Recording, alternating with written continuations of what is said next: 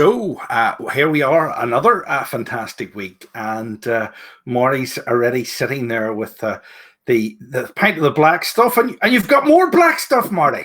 More black stuff, and I also have this. Wow! Awesome.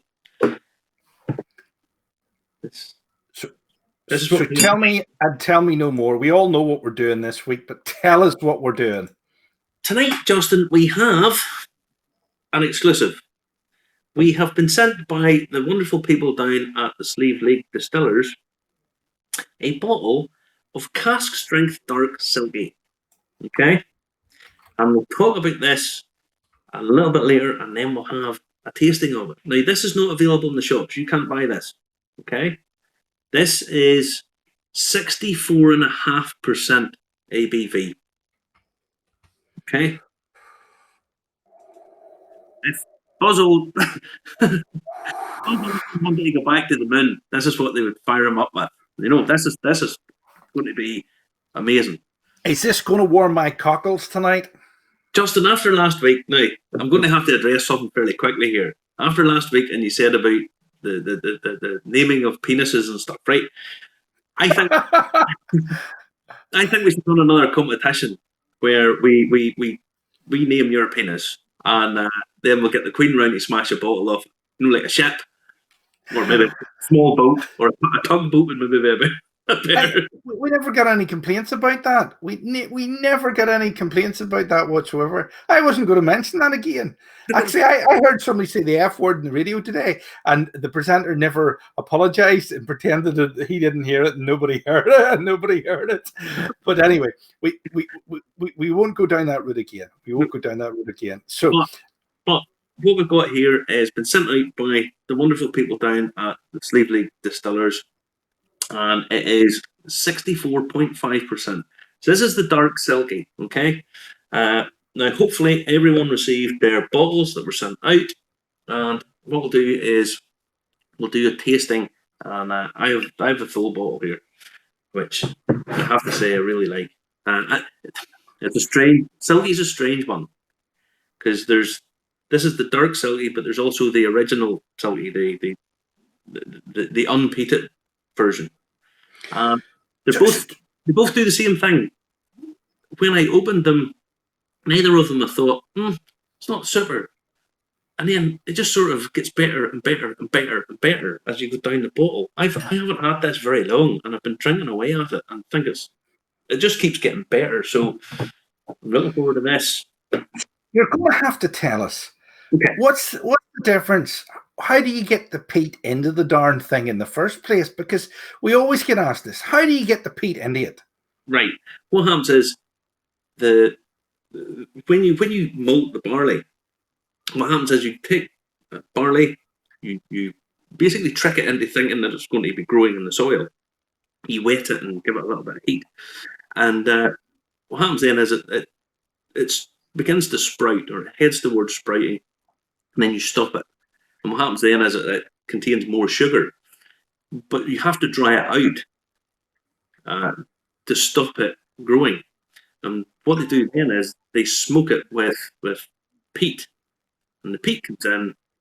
And when the peat comes in, it then imparts all these phenolic flavors, these chemically flavors, the smoky, the bonfire, the tarry sort of notes that comes into it. So that's where the peat comes in at that point. Now, after you distill, the peat from in the barley until it gets to your bottle does decrease in terms of parts per million, but you can get really, really smoky, really heavily peated, depending on how much peat smoke you put into it. Okay. That's okay. It. Yep. So. This is the 33rd new distillery in Ireland. They have been going for a little while, in terms of bringing out whiskey.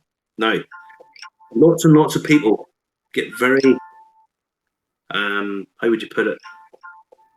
They think everybody should have a distillery, just whiskey. But that's not really how bulk of whiskey has ever really been sold. Lots of people buy whiskey in from distilleries made to their specifications, and then they finish it whatever way they want and then sell it on. This is not made in a distillery in Donegal. Okay, the spirit's not. Now, that's not to say that it's not a product of Donegal, because the barley might have come from England. It could have been made. I don't know where this was made, the spirit, but it has been finished to the specifications of the man who wants it made the way he wants it made. So it's every bit as good a product. It's aged, it's finished in casks the way the James, the guy who owns it, has wanted it done. Now, later on, we'll talk about how they are building a distillery. They're getting their distillery up and running. Yes, because they're doing very well on some crowdfunding platform at the minute. Yeah, we'll talk about that later on, and how people can actually buy in and become an owner of their own distillery, be part of the whole story. This sounds good to me. Another Ulster distillery, up in the North West, guys. Now, I want to talk about Donegal, okay? Because Donegal's kind of exceptional in the Irish whiskey world, okay? In terms of Irish whiskey, Donegal has very little whiskey heritage. And I say whiskey heritage, I put it in quotation marks, because it's never really had a major legal distillery. Okay? What are you implying, Marty? What are you implying here? I'm not implying anything, Justin. I'm actually directly saying, because I'll give you an example. This book gives in great detail the history of Donegal poaching. Okay, there only really was one distillery of any significance in Donegal, and it only lasted for about 25 years. And the reason it lasted was because they weren't in any direct competition with the illicit distillers, the poaching makers. Okay. Now, is this these guys here? These guys here that look like they're up to no good there. Now, do you remember I showed you? Was it last week or a couple of weeks? Last week, I think it was, with the stills. Basically, a milk churn into a bucket. This is a more sophisticated operation. Lots of these guys would have had. This would have been their main source of income, and they'd have been a lot more sophisticated than the guy who was just doing it in his back shed, out of a milk churn. These guys would have done it an awful lot better. So they weren't in any direct. A decent sized distillery coming online would not have been in any real direct competition with these guys, because they couldn't afford to. They'd have had to pay their taxes. These guys weren't. There was one, as I say, one fairly reasonable sized distillery in Donegal. Now, that picture is from that book. And this shows you the people in Donegal. They didn't have a huge amount of money. These were impoverished people, essentially. Yeah. So what they were doing was they were taking a crop, barley. And it's important that it's not just barley. There's a key point in this. They were taking the likes of barley and turning it into a fairly easily transportable product that they could sell over a distance that wasn't limited by spirit for a very long time, and it was more profitable. They were adding value to it, etc., etc. So they're upscaling it, if you like, taking barley, also oats. That's a key point. This is a very key point for later on. Taking these cereals, turning them into much more of a cash product, and moving them on. Now, the barley growers in Donegal at one point gave a guarantee to the people, to the poaching makers, that if you buy my barley, if you get caught, I'll pay your fines. Wow, that's a serious offer. Serious offer. But that's how big a business poaching was in Donegal. Now, you have to remember, Irish people took whiskey over to Scotland, okay? But you also had lots of Scots coming back again. They just nice for years and years, centuries, you had this to and fro in motion. But in the sort of late 17th century, there was the Ulster plantation. There was lots of Scots basically came in fairly quickly into Ireland, and they would have brought over lots of their skills over with them. So you had this sort of really rich blend. Now, Irish whiskey, by tradition, is seen as being triple distilled and unpeated. Now, James, who again owns the Sliabh Liag, or the Silkie brand, he's quite passionate that traditionally in this part of the world, and certainly up this way as well, people hadn't access to coal. I mean, there's not vast coal mines in Ireland. There just isn't. We could tell the story about how they used to bring the coal from Yorkshire to pretend it was here to sell it to people. You know that one, don't you? That's a bit cheeky.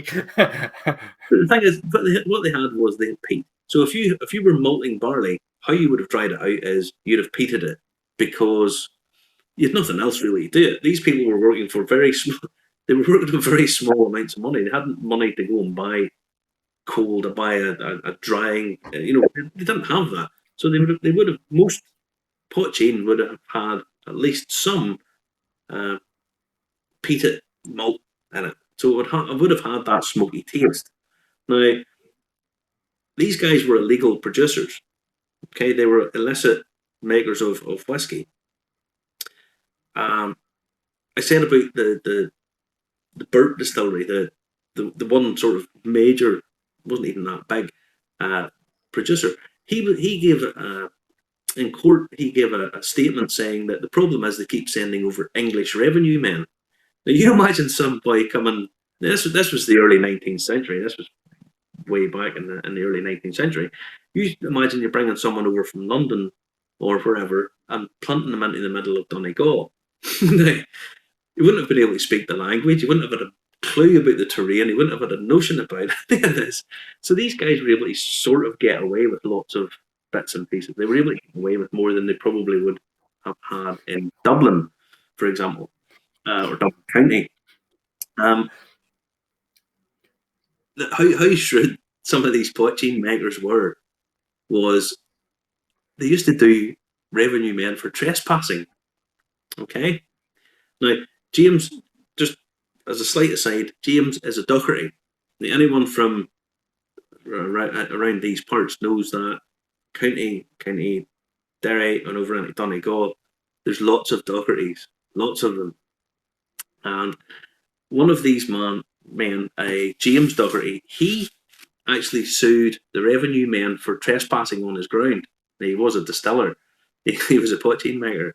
And he was awarded the sum of £300. Which was a sizable sum then.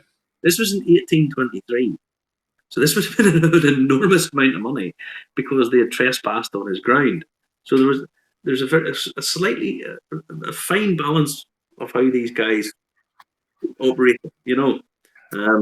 Cat and mouse a lot of the time. Sometimes the poaching makers won. A lot of the time the revenue men won. But I would strongly advise getting this book because it's very, very interesting. It's a bit of social history. It's a bit of whiskey making history. There's lots of interesting stuff in it that sort of does away a lot of the cliche stuff that people think. Right. Really good. Okay. Now, listen, we've got an awful lot to get through this week. This is probably going to be a record-breaking week. I can feel it in my bones. And I can see the stats, all right? We're a quarter of the way through. We better say hi to these people. Dean Martin, you little old wine drinker me, good evening to you. Michael Matthews, good evening to you. Patrick Mulkey, good evening to you as well. Trevor Watson is still down in Fermanagh. He must have taken up residence. Good evening to you. Tony Sillett saying it's strong stuff at 64%. Was it 64.5 or is it 60.5? Good evening from the Lone Star State in Texas. Good evening to you. Dean Martin is saying, as long as he doesn't say, "Oh gosh, you're terrible," we'll have to censor that one. He's gonna ruin my chances of getting the OBE for this. Tony Keane, good evening. There's the man himself, James Moira Doherty. Evening, lads. That's a strangely surreal opening. Listen, I'm going to tell you even more surreal one, James. I thought your name was Moira, as in Moira Doherty. I didn't realize Moira is your wife's name until you sent me the compliment slip with the bottle. You know, that was a nice touch, you know, but I was flapping the compliment slip around saying, "Where's the jack? Where's the jack?" I couldn't find it. But listen, I'm glad you're watching over there in Donegal. Hope the weather's not blowing the head off you. JP Brown is saying, "Evening, everyone." Evening to you. Look, he's with these go excellent with whiskies. There's Mr. Potato Head. Mr. Potato. Yeah, it must have been at Tato Park. I know somebody was Tato Park there, and it was a good time. Shane Follow is saying, "Missed the competition for this. If you've a wee spare bottle to send it to me, Shane. Better luck next time, because the postman gets lucky every time we do this." Hey, there was one of our other competition winners a few weeks ago. Hey, tell the story. They actually got the empty envelope, but the bottle wasn't in it. The postman delivered the bottle or the package with the bottle. The package had been torn open, and the bottle took out, but they still sent the package. No, that's really, really, really cruel. Really cruel. Really cruel. Listen, I've got to do more of these. I've got to do, because I can't keep up with them because the computer fan was twirling. There was that many coming in. Let me see. Judy Mason is nothing better than a peated whiskey. Couldn't agree more with you. There's James, Great Northern. There you go. Yes. Dean Martin is saying, Julie Mason, I don't like peat. I've tried, but nope. No. I don't know about that. This one I like, and I like the Swedish one as well that you give me, Marty. The Rock. I liked it. I liked it. Let's see. I'm a fan of peated and cask strength whiskey. So good luck to Sliabh Liag. Yes, Sliabh Liag. This is look at this picture. What do you see where they're based? Look at that there. Have you ever seen a more picturesque place in all your life? See, this is the thing. Everybody goes to the Cliffs of Moher, right? There's a visited site in Ireland. People go to the Cliffs of Moher. Down in Donegal, the cliffs are actually 3 times higher. They're the highest cliffs in Ireland. Yeah, everybody goes to the Cliffs of Moher. I know it's handier, and I know all that, and everybody's bowled over by it.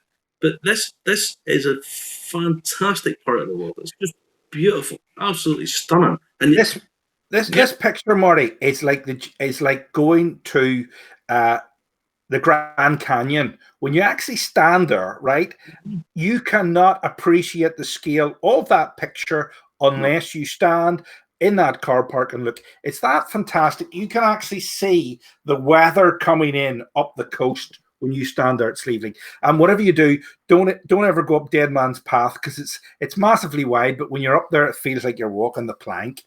It's incredible. It's incredible. So listen, we're 20 minutes in. We better get round to doing this one. Frank Hearn is saying, "Oh, it smells heavenly. Can't wait." We'll get through the rest of them after this. Let's have a go at it. Now we'll crack her open. What we'll do is we'll give it a little pour and let it decant for a little bit. Okay. Now, bearing in mind, this is 64.5%. Now, no matter what anybody says, the human body's not really designed to drink anything at that strength, okay? But it's nice to have a little sip of it. So let it sit there for a little bit, decant, and I'll tell you a little bit more about the whole background of the distillery and James and so on and so forth. James was born over in England, but his parents are all from Donegal. His grandparents are all from Donegal, etc., etc. And both his grandfathers were, I think it's probably, we've went outside the the law legal. Is he one of these people that's Irish that says he's English, that's English that says he's Irish and stuff like that? There get awfully confused. No, he's very definitely Irish. He just happened to have been born in England. But all right, his grandparents, his two grandfathers were poteen makers. I think we're outside the statute of limitations. I think we're okay. But he's led a very interesting life. At one point, he worked as a tea planter in Malawi. He's been a managing director of various companies, including Sliabh Miller, which is now part of a merger. $107 billion merger is now the largest brewing company in the world. He's been a managing director of Foster's in Australia. That must have been a busy job because we all know what they like doing. They like their beer. William Grant's, he's worked for them. He's worked all over spirits and beer. He's also a keeper of the quick, which, if anybody knows what that is, it's an award for the Scotch whisky industry to tell you that you've been a great ambassador, you've contributed significantly to the Scotch whisky industry. So he knows his nuts from his bolts. That's what you're saying. Indeed, he knows his stuff. Decided that he was living in Hong Kong, and then decided he wanted to move from Hong Kong to Donegal, which must have been for his kids. It must have been like taking them from New York and sticking them in the middle of the Kalahari Desert. It's a huge change for people. Right down. I mean, let's be honest. I mean, anybody that's ever been to Donegal, it's an absolutely beautiful part of the world. So went down, wanted to open a distillery, has had significant backing from big players, people who have backed them to. I read up it was €3 million. Was put into it. So if a company's putting €3 million into a venture that you're coming up with, shows they have confidence, which I think tells you everything you need to know about the man. Now, we contacted him about doing this whiskey tasting, and he said, "Oh, absolutely, no problem." He watches the show pretty much every week, and he said he would send them out. So he sent out the Dark Silkie cask strength. This is not available in the shops, folks. This is exclusive to us. So you can't buy this. Now, we'll give you a little rundown of what exactly the Dark Silkie all is. It's a mixture of double distilled and triple distilled peated malts and soft grain whiskey. Okay, and so it's kind of got a number of different elements in it. Boom, boom, boom. All these different bits and pieces, which most of the time I'm not a fan of, because it's got all these different parts that jump about. But when it works, it really works quite well. And this really works quite well. So it's got a nice lightness to it, but it's also got the peat to it, and then it's got that smoky layer on it as well. Now, what we'll do is we'll do a nosing of this. Please don't put your nose straight into it, because it's 64.5%. The alcohol will hit you and just overpower your nose. So let it come to you, and take it from there. Because if you do put it in, it'll just overpower it, and it'll take 10 minutes for your senses really come back down again. So made my eyes water, Marty, but I like that effect. Well, the Queen will be on to a winner then, won't she? Okay. Now, yeah, you get the peat. The peat's coming up there, but it's subtle. It's not heavy. I mean, I get the heather. It's very aromatic for me. It's very, very aromatic for me. 64.5. You're getting. There's too much alcohol, so it's not giving you what it really wants to be doing. But at that, it nearly smells like a gin. It's nearly got like a gin quality, that very light, almost botanical nose to it. At that, it's, you know what I mean. It's got that sort of very, very high fruit That's good. Right? It is good, Marty. It is good. It is very good. It's good, but this is not perfect for it. It's not. It's too light. There's more there. You can sense that there's more there, and that's the thing about a cask strength whiskey. There's lots of. I like cask strength whiskies because you get to play with it. You get to do what you want to do with it. You get the experiment. You get the. This is basically what. This is what's in a cask. This is basically just from a cask straight into this bottle. Okay.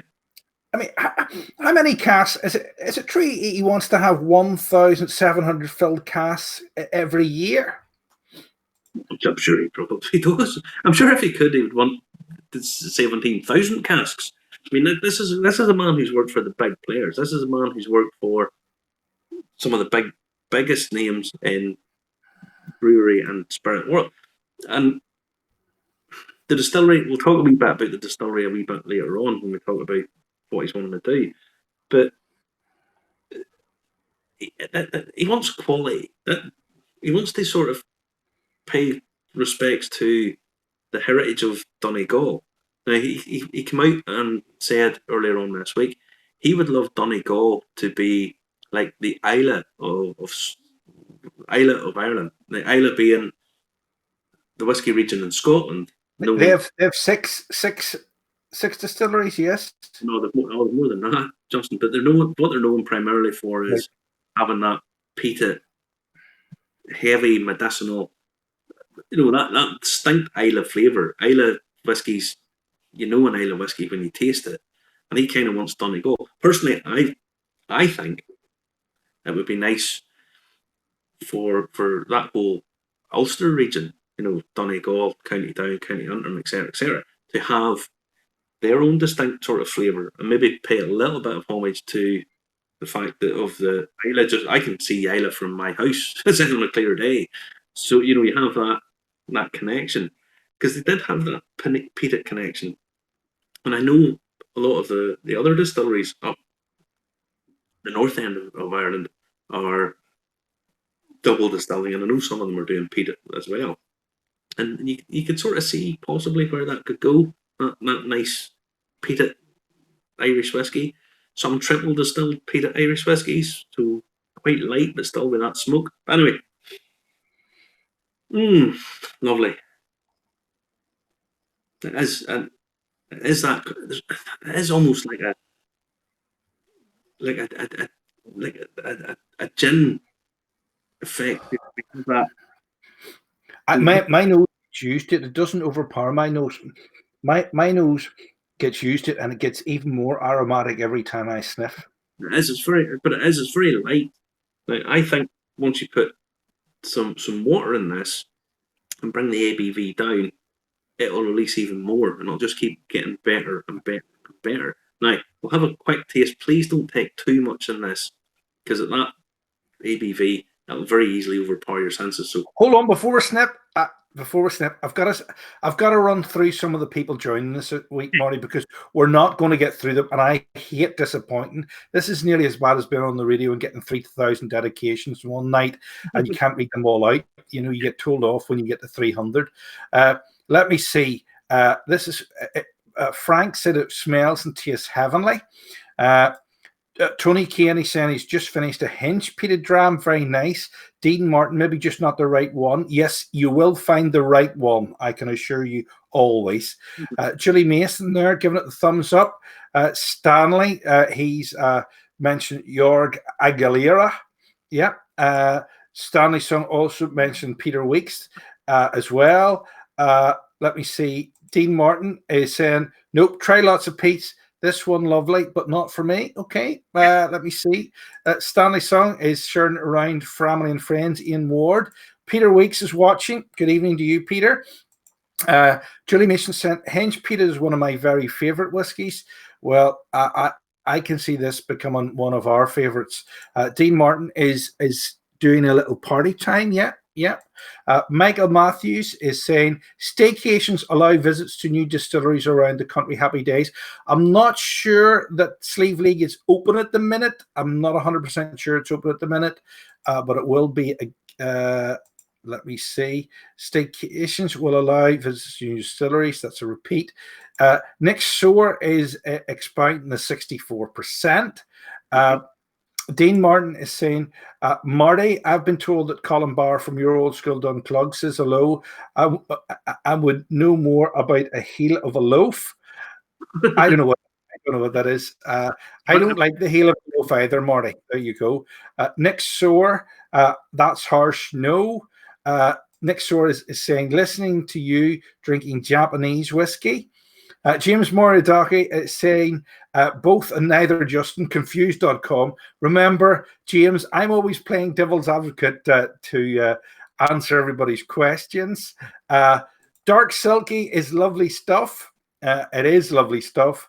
I got a wee bit of a poke like. There you go. Anthony at 3.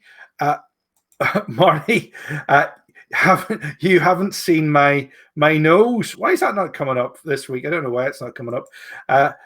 The smell, we are getting the peat with a peppery hit in the back of my nose. Yeah.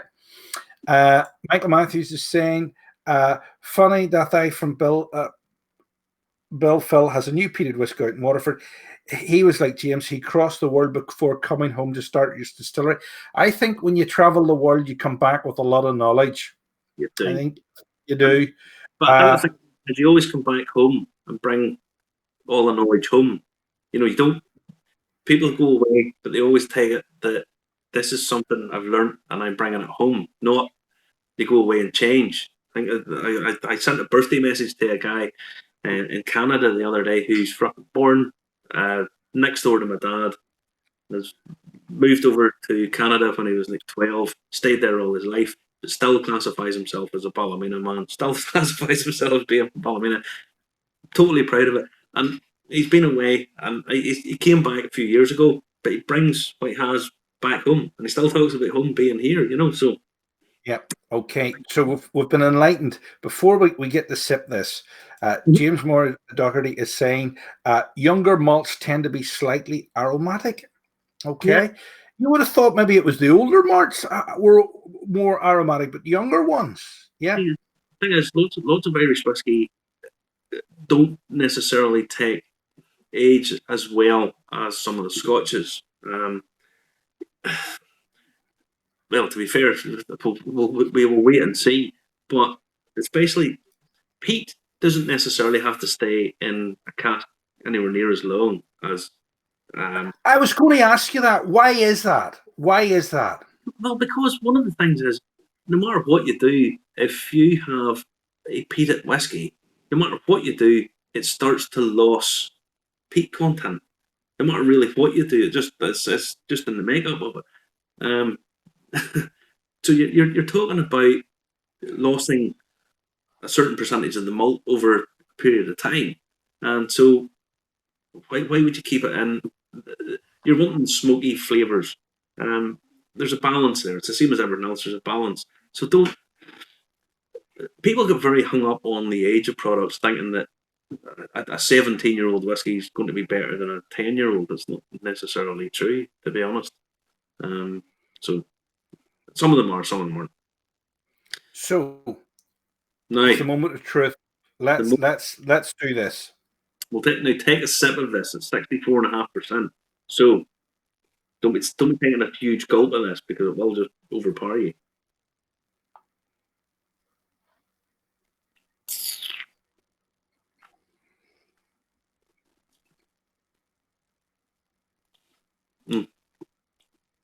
Straight away, you've got that lovely smoky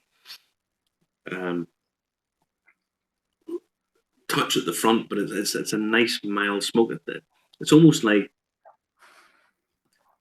it's like being in the room with the smoker, and he's sitting away, but you can sort of taste that lovely, cigar smoke, pipe smoke. Again, very fresh, but the smoke sits above the actual aromatic flavors. Man, it's too harsh in the finish at 64.5. Just too harsh. You're not getting it on the finish. So we need water. We need a wee touch of water. I don't know. I like it as it is, Marty. It reminds me of my grandfather. It is good stuff to be a fresh product. This is good stuff. Now, So I'm going to put a teaspoon and a half of water in it. Okay. okay. Now remember, at 64.5%, to get it down to the strength of this, okay, you're going to need about 3 teaspoons of water to get it down. You know, that's how the difference, and this is at 46. Most whiskies you buy are 40. So now I'm just going to pour a little drop of this out because I want to compare the two and see where I think two are. Let that decant a little bit.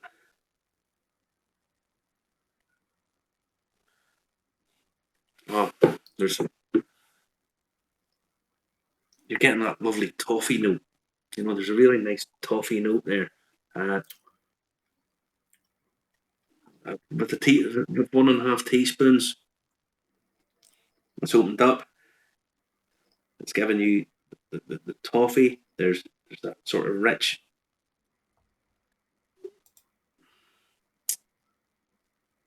There's a slight touch of like baked banana. You know, like barbecue banana. I love barbecue banana. Yeah, so do I. I think it's wonderful stuff. I normally do barbecue with a bit of alcohol in it too. Yeah. Well, but again, there's that aromatic, that heather thing that's really there, and that comes through on the silky and this as well. It's coming through. It's lovely. Hey, listen, this guy knows how to spin a yarn. James is saying the taste was inspired by sneaking down to pretend to puff and Grandad's cold pipe in the morning. Dry, dusty tobacco. Well, I think it's do you know what it smells like? It smells like a top end cigar humidor. Yeah, that's what it's. Yep. Funny. I was talking to a guy today. He told me that. I don't even smoke, but you know, top end stuff like that, I'll try. I stopped smoking. I stopped smoking 11 years ago, and it's one of the things that I'm really, really proud of myself for. But I was talking to a guy earlier on who said that he had been given a cigar that his friend told him he paid $40 for in Cuba. I started laughing. I says, "I don't think so." A $40 cigar in Cuba, you could buy a car and the Virgin whose thigh it was rolled on. A friend of mine went to Cuba, and I could have gone with him, but he took the girlfriend instead. And he says, "I'm sorry you didn't go with me, Justin." But there you go. That's another story for another day. You know, I nearly had our man in Havana. There you go. I can't keep up with these messages tonight. Slow up. I'm going to need slow mode put in it on YouTube here. Let me see. Probably smoking a turf pipe back in the day. Yeah, if you didn't have tobacco, you could roll the turf. Yeah. Dean Martin is saying, if you ever overindulge in this, you would suffer big time. I tell you, that's beautiful. That is beautiful. It's nice. That is either my nose is getting used to it or it's getting even more beautiful. See, this is the strange thing about the Silkie. I honestly got the first time I bought the ordinary Silkie, I bought the bottom of it. I thought, bit indifferent. The time I got to the bottom of it, I thought it was really good. And I thought, this is kind of the same thing. You know, it kind of just gets better and better and better and better along the path. And I mean, a bottle of this is £32. Now, for £32, what you're getting in this bottle is quality, passion, story, complex taste, something that's just a totally different ballgame than anything else. And the heritage of Donegal pottery making. Absolutely, the whole thing. You're getting a story, and that's what quality should be about. You know, if you want to have some £18, you want to go and get drunk with your friends, that fine, go and do that. That's what that's for. This is not what this is for. And for the value for money is sensational. Sensational value for money. Really is. Michael Matthews is saying it'll cost more if it's aged, but he agrees it's not necessarily better. That's true. Definitely true. Definitely true. So this is just incredible tonight. Let me see. What are other people saying? Oh gosh, I can't. Stay still. If the stream stays still, I can actually click and thing. Somebody's saying, "Has I been to Cuba?" Let me see. There's somebody disagreeing. Peaty whiskey. I don't know. I think if you don't like it, try this. Try it with a wee drop of water in it. That there, it's like being hugged when you come into an old thatched cottage at night. That's what it's like. Am I good at this or what? That is what it's like. Well, put it like this. These are the two. This is the bottle. This is the one that we have the cask strength. Now I have a teaspoon and a half of water in this, so this is stronger than this one.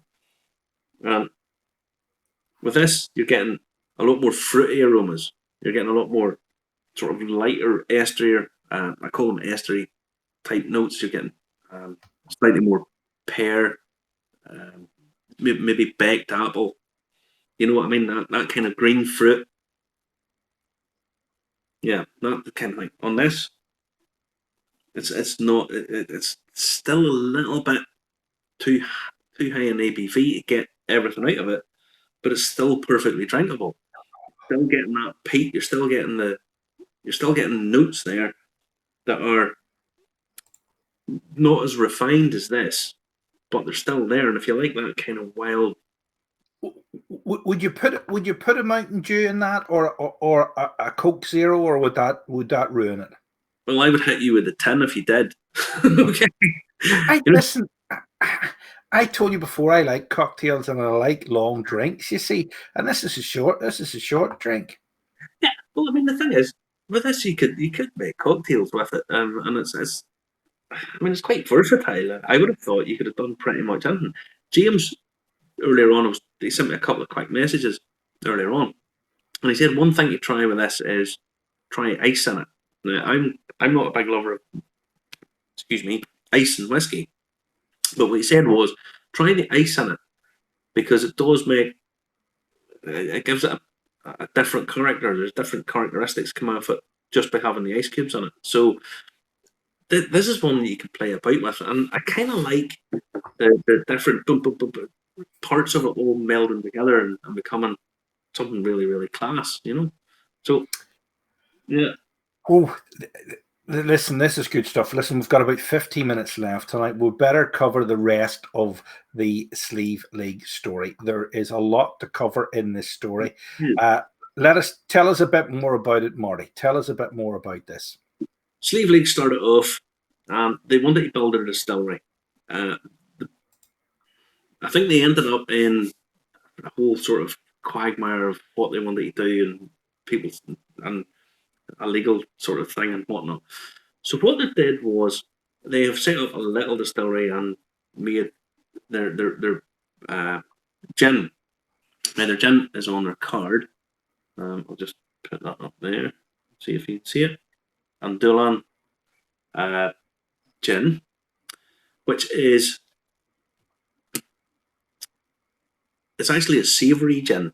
Which I have never tried it, but it's won lots of awards and really, really highly rated. Now, they've had significant investment up to date, but they wanted to raise £1 million to build a new distillery. Okay, so the way lots of things are done now, you do it by crowdfunding. They went to Crowdcube. They wanted £1 million, and within a few days, they surpassed £1 million. Okay, within a few days. Now it's running for basically a month, another 27 days. They've already went above. Today I checked to see how much they had of the £1 million, and they have £1,067,935 real. Okay, 420 people have invested in this. kind of tells you all you need to know. Yeah. So you can have,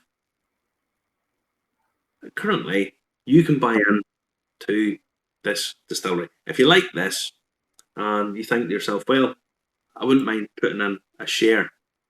Now that's James standing overlooking the sea. I think that's a marvellous photo, but then it's a beautiful part of the world, so why would it not be a beautiful photo? So just I'm telling people this because this could make a fantastic Christmas present, birthday present, whatever. If you want to just buy a single share, it's £75. Okay, and that is, have to just check this. Yeah, for £75 you become an Octave member. And an Octave member gets you a share in the company. You also get a tour glass. You know the wee other Irish whiskey glasses that was shown the other week. You get one of those, and you become a member of the Sliabh Liag family. Okay. If you want to actually make a bigger investment, there's all these different ranges all the way up. Now that's an artist impression of what the stills are going to look like when they're built. And you can invest all the way as much as you want, essentially. They're over invested, so what they'll do is they'll start producing other things. It gives them more scope to do other stuff. And you're going to, if you spend over 20,000, I think it is, you get your name on the still, and you get your own spirit safe, and you get 20% off, and all that sort of stuff. So if you go onto Crowdcube, you can see what is on offer. Honestly, as something, if you know someone who's a whiskey drinker and that kind of stuff, and you think, well, it's not too far away from Christmas, buy a share, and you can say to them, you want to share in this distillery. This to me is really what whiskey should all be about.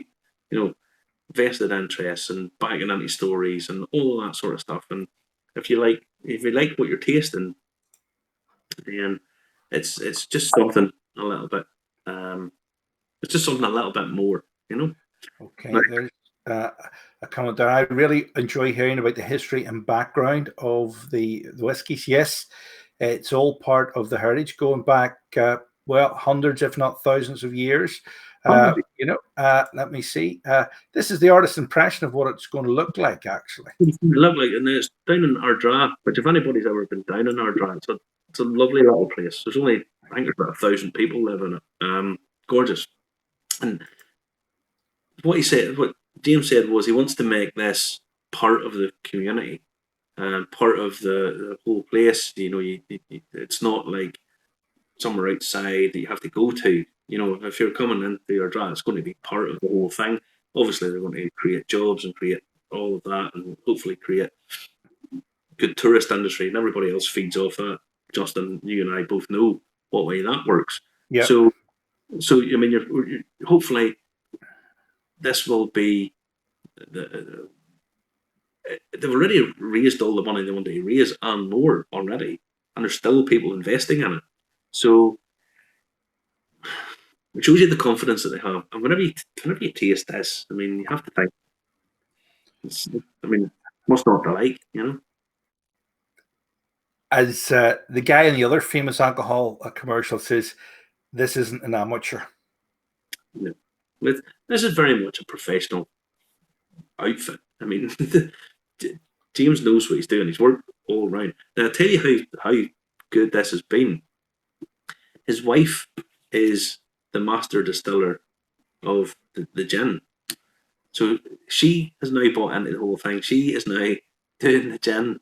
And as I say, it's an award-winning gin. It's made with seaweed, as far as I remember. This is a serious outfit. The fact that he comes on, watches every week, and sent out this to the guys who won the competition, the guys, girls that won the competition. He's doing it in a way that's approachable, that is affordable, because there's a lot of people now bringing out really ultra premium, really high expensive stuff. Most people are not going to drink it. It's all collectible stuff, So it has its place, don't get me wrong, but when it's all said and done, that's over 32, 33 pound a bottle for 46%. It's fabulous value for money. Fabulous. It's no point. You were doing the sums there involving the duty men and saying, well, it's like buying petrol and not getting it for a pound a litre. Yeah, absolutely. It's fabulous. So the comments are coming thick and fast tonight. Michael Matthews saying, thanks, James. Really enjoyed your whiskey. James and his wife Moira Doherty are saying, can do expensive stuff too if you want. No, yes. Well, there's always a market for that too. Yes, anybody can make expensive stuff. It's making stuff cheap or making stuff at a reasonable price. That's the hard bit. Yeah. Let me see. Ardara is a great town with great pubs. Yeah. Shane's 100% correct, because there's actually a pub in Ardara that has a photo of Brendan Behan drinking, is it tomato juice? Which must be a rare photo. It must be a very rare Brendan Behan was drinking. So we have a colleague did that great sort of play, Rare Old Times. That was fantastic. I've seen that show a couple of times, and it made the sort of Irish festival in Milwaukee. Brendan Behan, what a character. Frank Heron is saying, when I have a pint of Guinness and a bowl of chowder in Nancy's. There you go. I'm not sure Nancy's is open at the minute, but fingers crossed. Fingers crossed, it'll be soon. Might be. If it's for the license, it might be open. It might be. Let me see. Send on the samples of the expensive stuff, I would imagine. And yeah, just we really appreciate this. People are saying wonderful stuff. You know, there's not actually anybody saying anything bad. There's people saying they don't like peaty stuff, but listen, here's sacrilege. Will you hear this? What? Club Lemon works in it. Don't say I said that. It's too late. You've put it out on the internet. It's too late. Oh. Here's us trying to be purists. James, you're a man after my own heart. I like a wee mixer, and I do like a wee mixer, and I like chilled drinks. You see, Marty doesn't even like his Guinness chilled. He doesn't drink his Guinness out of the glass. He drinks it out of the tin. We had to tell him off. Listen, this is only for aesthetics purposes. I honestly, I just like stuff the way it comes to me. Okay, so when I'm in the pub, and I had a draft Guinness earlier on. Oh, some wonderful stuff. I like my Guinness room temperature. I like most of my drinks room temperature, except tea, obviously. And I like my Coke chilled. So the three separate categories there. But I like my whiskey pretty much the way it is, except I can play about with it with water, cask strength. That's just dancing about. It just does all that different again. You know, it's just totally different again. Yeah, and with this small ball, you can play about with that for hours. You could have hours and hours of fun with this little ball. Now, 46%, you can probably play about with that. So, yeah, I think James asked me earlier on in the week. He says, I did a video review of the Dark Silkie before it came up. I'm going to give you the extra half point, James, because this is fabulous. The cask strength is fabulous. I could have hours of fun with this. I would give this easily 8 out of 10, Marty. Easily 8 out of 10. I give it 8 out of 10 during the week. I'm going to give him an extra half point for the cask strength. So 8.5%. 8.5%. 8.5% out of 10. I keep up the good work because honestly, it's fabulous stuff. Right. We've got 5 minutes left. We're going to say all the best. We're going to read out the comments here. We're going to see you next week, 10 o'clock. We're getting great reports in. Shane Foley saying Nancy's is open. Why is that not coming up? Nancy's is open, booking only. Let me see. And they're doing great cocktails, Donegal beers, and Ceviche as well. Yes. I like anything to do with food, and I do like a bit of sushi as well. Let me see. Trevor Watson saying is all chatting about the peaty whiskey. Thanks for letting me be involved with the evening. Glad to have you along, Trevor. Glad you got the bottle. Glad the postman allegedly maybe didn't take it as the other week. Tony Kane is saying first Silkie tonight, first ever Guinness. Sorry, hold on a minute here. Tony Kane is saying first Silkie tonight and first Guinness too. Look up where Tony Kane lives and let's go round his house now. What on earth is that man saying? What do you mean this is first Guinness? He must be a KGB sleeper agent if he's never had a Guinness before. Or is he possibly about 6 years old or something? Is there something? I hope you're not under 18 watching this or under 21 in America, because I have it set that you have to be older. So don't be watching this. Please go away and watch something else if you're watching this and you're under 18. First Silkie tonight and first ever Guinness too. Hold on, Marty. I can't keep up with the comments. Hold on. Thanks. Another great show. Tony's saying he's not a beer drinker. I wasn't a beer drinker, but look what happened to me. He just wants to say thanks to you guys and thanks to James and Moira Doherty for this tasting. Yes. Julie is saying night and thanks for another great show. Yeah. Chris Pryor is saying first Silkie for me. It's awesome. Definitely one for me to buy. By the way, we haven't been paid to say this. No. And these people haven't been paid to say this if you're watching this. And I mean that. No. I mean that. All right.